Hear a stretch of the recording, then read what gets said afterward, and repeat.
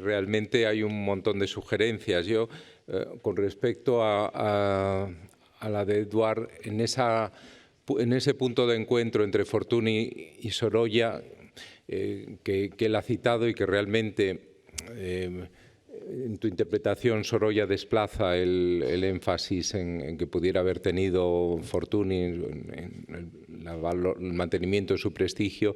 Hay ese punto de confluencia en la exposición de Chicago del 93, donde Fortuny es el clou de las colecciones europeas en el arte europeo, en las colecciones americanas, pero Sorolla vende su primer gran cuadro, Otra Margarita, en $25.000, que es el gran cuadro que se vende de una participación española inmensa de varios centenares de obras y que realmente este es el único que se vende en un precio similar, luego se venden otros mucho más baratos, ¿no?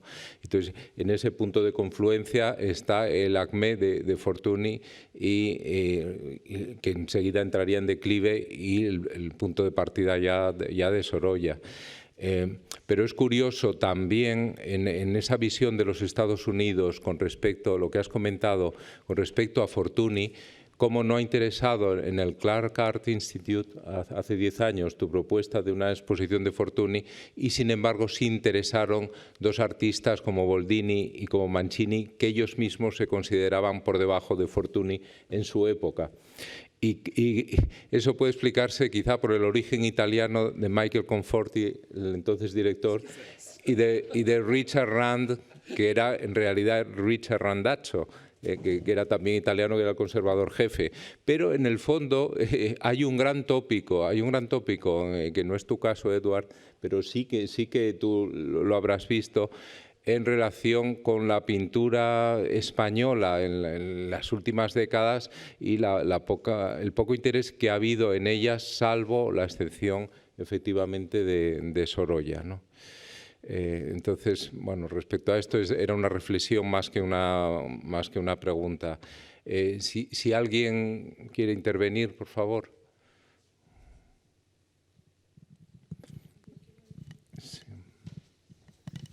Antes de contestar preguntas, para mí sería lo que acaba de decir acerca de la fama de Fortuny o de la falta de fama de Fortuny, sería una razón tan palpante para hacer llegar esta maravillosa exposición a una parte de ella a algún museo en Estados Unidos. Sé perfectamente, habiendo sido curador independiente desde que comencé mi carrera, las dificultades que presenta esto, pero nos urge, realmente nos urge en Estados Unidos una reconsideración de la herencia que tenemos en tantos artistas más allá de los años 20 del siglo pasado, la herencia que está en la inconsciencia de muchos pintores, de Fortuny, que sigue allá a pesar de ser un hombre un poco medio misterioso.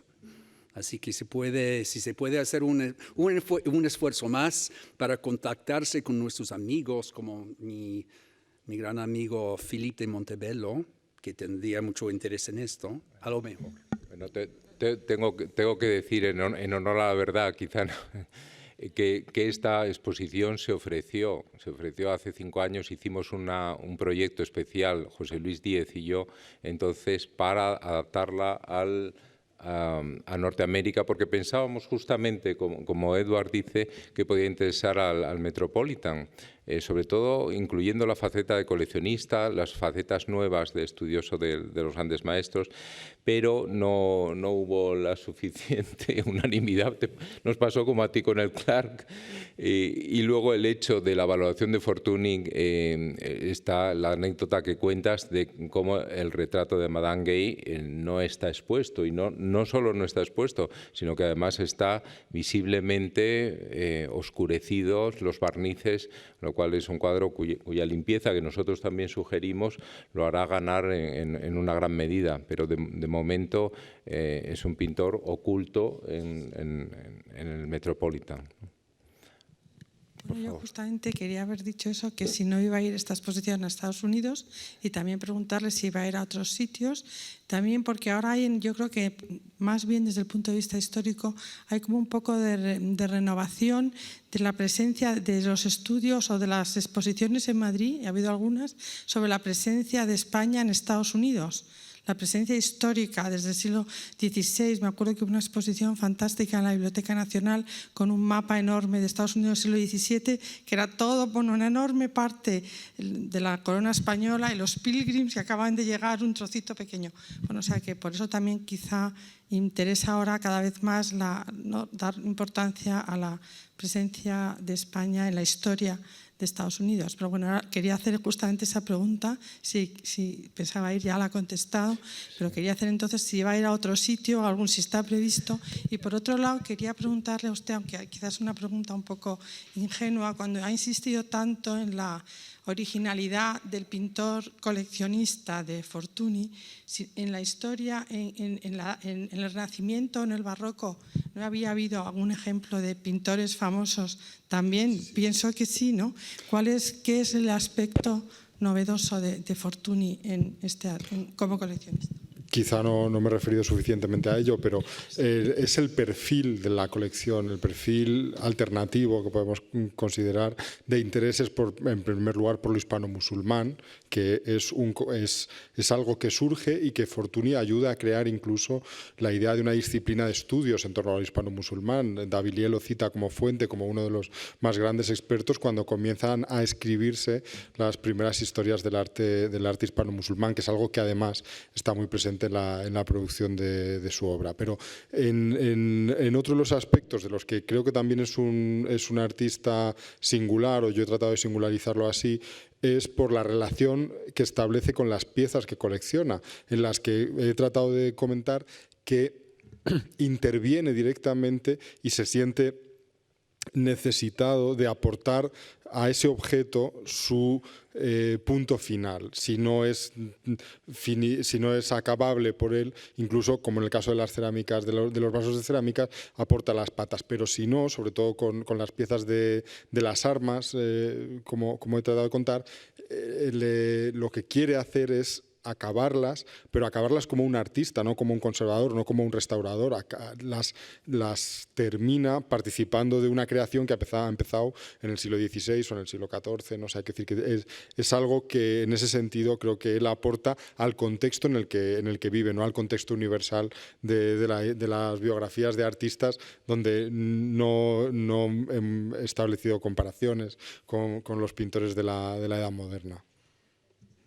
Respecto a la otra pregunta, a la cuestión del viaje ulterior de esta exposición, no es posible, dado el gran número de obras sobre papel que contiene, que solo se pueden exponer durante 4 meses, con lo cual solo la parte de los óleos, que además tiene una parte bastante dispersa, se podría viajar a una segunda sede. Cuando se definió por fin el formato que iba a tener, ya desistimos de plantearlo con segundas sedes, ¿no?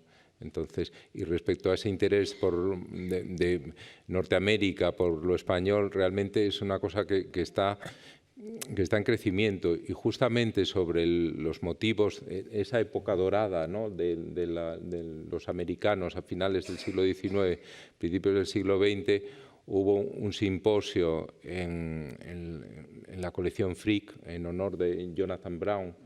Parece que estuviste tú también, que hubo un gran número de hispanistas y de historiadores españoles que pudimos concurrir ahí, y se pusieron, realmente se publicó 4 años después, y se veía la efervescencia de ese interés por parte de algunos de los historiadores que ha citado profesor Sullivan, y de otros más jóvenes que están investigando en esa dirección. Gracias. Eduard, bueno, es decir, el panorama que nos has dibujado ha sido francamente interesante y completo de pues eso, la influencia de Fortuny y cómo y efectivamente te respaldo totalmente en que sería muy interesante pues recuperar la figura de Fortuny en Estados Unidos porque tiene interés. Por otro lado también, Carlos, me has hecho ver algo que no me había planteado nunca, y a lo mejor tú ya lo tienes resuelto, con los hijos del pintor en el salón japonés. Está pintado en Portici, es una pintura, es decir, ¿dónde estaba el salón japonés? El canapé ese larguísimo, ¿existe o existió o lo imaginó? El fondo de pared con las mariposas, ¿es real o es imaginado? Ya digo, es algo que me lo has despertado. Y un pequeño inciso respecto a esa voluntad de terminar los objetos, pues en esa carta donde dibuja el segundo jarrón, pues hay un croquis del cuello y de las asas que de alguna forma pues, va en esa misma dirección. Gracias.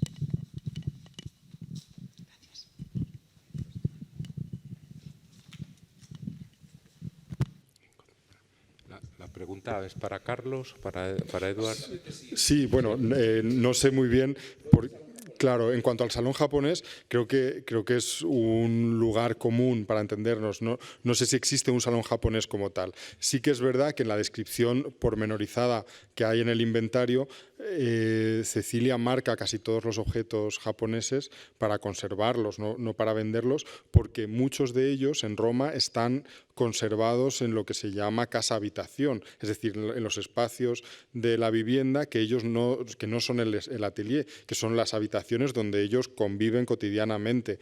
Tienen muchísimas piezas de vajilla japonesa y cojines, almohadones, otros objetos que son o se pueden relacionar, al menos hasta donde nos da el documento, con la decoración de un salón japonés en la vivienda. Y cabe pensar que muchos de esos objetos de ajuar de la casa cotidiano los transportaran para que sirvieran igualmente en Portici o allá donde se trasladara la familia, porque se significan como eso, como objetos de uso cotidiano, aunque en ese engaño que es la evaluación del inventario, que es una ficción jurídica en la que todo vale un franco o por ahí, muchos de estos objetos sí se les da un valor superior, porque se reconoce que son objetos de una suntuosidad superior, y en ese sentido creo que la imagen sí se traduce a una imagen probable, verosímil, de cómo era la intimidad cotidiana de la familia Fortuny en Italia. En cuanto al otro, pues efectivamente estoy de acuerdo que ese testimonio forma parte de un conjunto muy amplio de esa pulsión de Fortuny de apoderarse de los objetos, interviniendo sobre ellos de un modo, de nuevo, verosímil y creíble en cuanto a su resultado.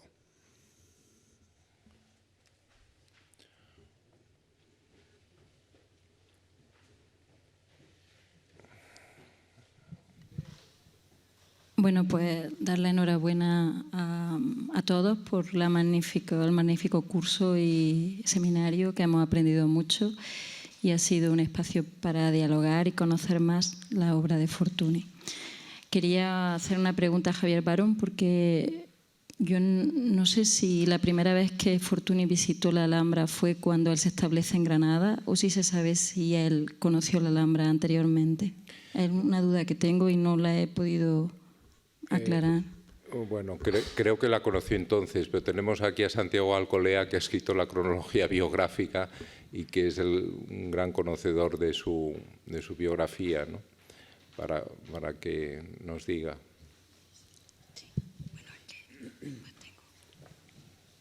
Bueno, como va el micrófono para allá y para acá, después tengo que hacer otra pregunta a Carlos. Puedo hablar de pie. Yo no tengo referencias, no conozco de que visitara Granada antes, es decir, los pasos de Marruecos de vuelta a Roma pues están bastante concretos y no creo que lo hicieran. Lo que sí es curioso es que hay un dibujo que mezcla el lápiz, la tinta, la aguada y algo de gouache, realizado en Barcelona antes de su ida a Roma, es decir, por tanto, anterior a 1858, que es el llanto de Boabdil. Es decir, y hay una vista de la Alhambra así a lo lejos exquisita, con lo cual, pues no sé, puede ser como una premonición.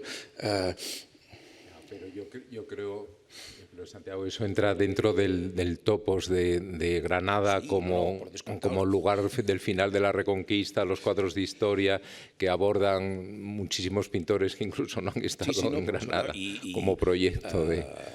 Y de hecho hay una cita de La Fuente, es decir, la frase esa de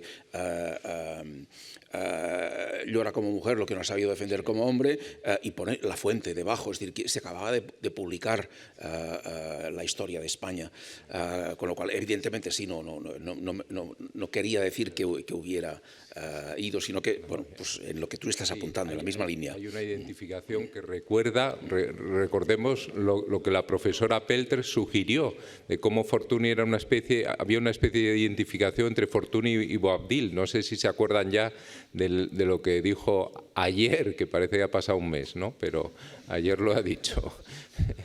Entonces es interesante. Bueno, pues para Carlos, que ha escrito en el catálogo la ficha sobre la odalisca, ¿es cierto? Me interesaba saber los precedentes de la odalisca en Fortuny. Ya sé que hay unos precedentes en el orientalismo francés, pero no sé si hay algunos más y me gustaría que los pudieras precisar. Después otra cosa sobre el jarrón Fortuny Simonetti, que no lo ha dejado muy claro, como si no me ha quedado muy claro del Fortuny Simonetti, que lo tenemos allí en el Museo de la Alhambra. Y después, ¿por qué abandonó Roma si tenía su atelier y lo tenía todo? Hay un punto en el que decide abandonar Roma y no sé muy bien a qué es debido, ¿no? Gracias.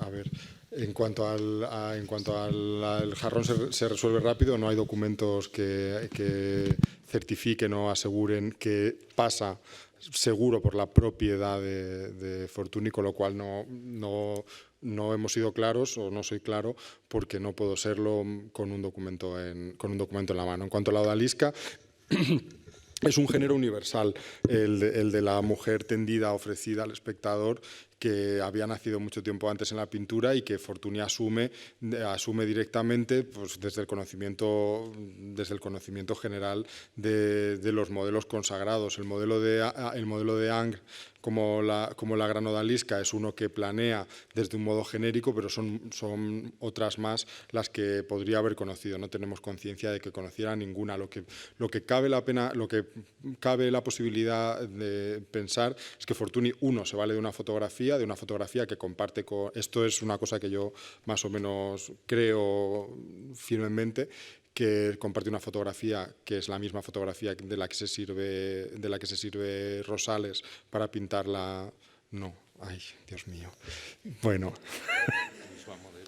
Sí, la misma modelo. O sea, teóricamente siempre se dijo que era un posado simultáneo. En el caso de Rosales, esos posados simultáneos se repiten a menudo en casi todos los trabajos de desnudo, y que no son desnudo directo, que no son dibujos hechos en la Academia Gigi.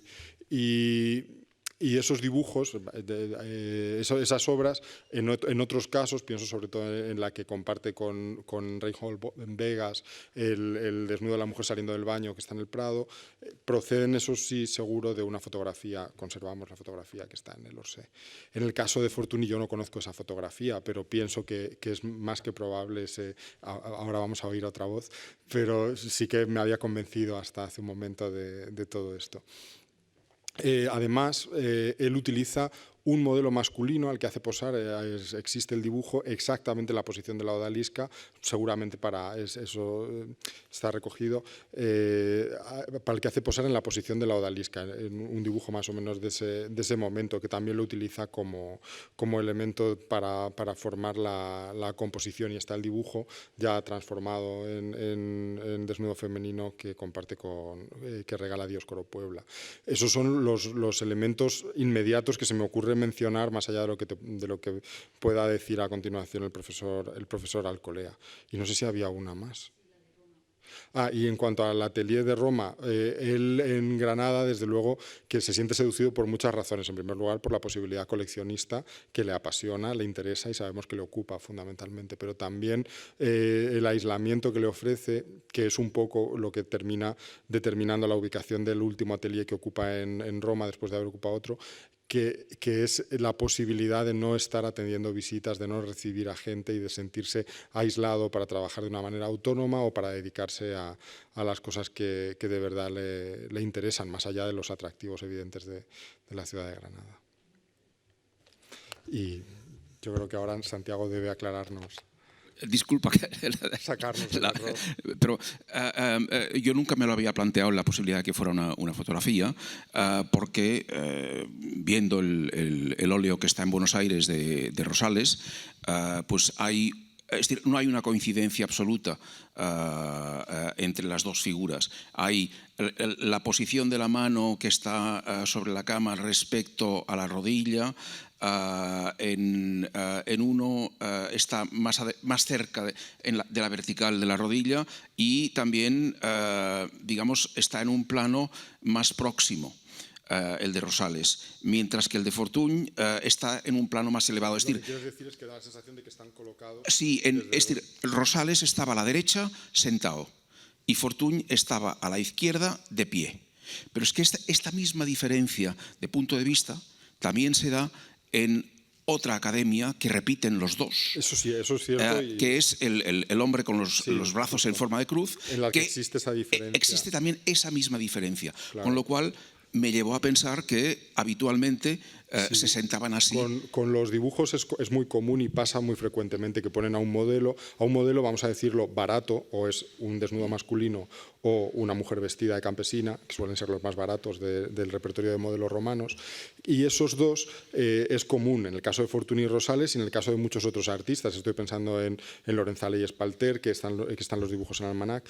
O sea, hay mucha coincidencia de ese estilo. Con los desnudos y con los desnudos de mujer, que hacer posar a una mujer desnuda en la Roma de ese momento es muy caro para artistas como ello, incluso aunque lo hagan de forma mancomunada, no sé si es tan frecuente. Quiles, en una ficha de la odalisca, habla de unas modificaciones que se ven con radiografía en el caso de la odalisca, que hablan de unos movimientos más o menos libres del cuerpo de la odalisca en el cuadro. O sea, hay que decir que Fortuny introduce una serie de recolocación, un poco de... Es la mano que tiene sobre la cadera. Que Rosales la tiene en la posición natural, mientras que en Fortuny está hacia arriba. Pero en la radiografía muestra una primera intención de la mano en la posición natural, hacia abajo. Claro. Pero es que la tiene hacia arriba porque está sosteniendo no está sosteniendo la boca de la pipa que tiene al lado. O sea, la está sosteniendo. Claro, yo creo que en la diferencia... Por eso la tiene así. Bueno, pero es un cambio, digamos, introducido. Es un cambio funcional y útil. Sí, a mi modo de ver es que también si las comparas de forma directa, en el caso de Rosales, en sus dos desnudos, en la muchacha que sale del baño del Prado y en la mujer tendida, el desnudo de mujer tendida que hay en el Museo de Buenos Aires, son dos cuadros donde no existe ninguna ni la más mínima intención literaria. Son dos mujeres desnudas, punto. No hay narración de ninguna clase en ninguno de los dos. En los dos, pienso en el caso del cuadro del Prado con la estatua de Vegas, hay una ligera modificación del cuerpo. Interviene, no copia sumisamente la fotografía. De hecho, Fortuny, lo que propongo es que de hecho, trabaja con otro modelo que sí que le resulta barato, un modelo desnudo varón, al que dibuja del natural.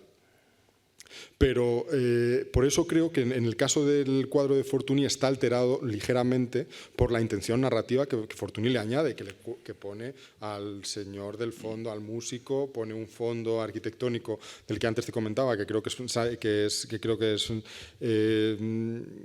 Frances Quiles quien ha comentado que está inspirado además directamente en una Alhambra ensoñada, y le añade un montón de elementos narrativos que nos inducen a pensar que es una imagen modificada, no es la foto tal cual, tal y como yo lo veo, pero sí que pienso que tal y como conocemos hoy en día que se utilizan las fotografías por los pensionados en Italia en ese momento, de lo que existe alguna bibliografía en el contexto internacional, es muy probable que Fortuny modifique o utilice a su antojo la información que viene en la fotografía. Hay que pensar que la fotografía no es una fotografía, es una pequeña fotografía con la que trabajan. No es algo insólito, es algo que hacen de manera muy común siempre que se trata de desnudos femeninos los artistas que todavía no están en una posición económica para poder pagar a una modelo desnuda para que venga a posar al atelier. ¿Alguna pregunta?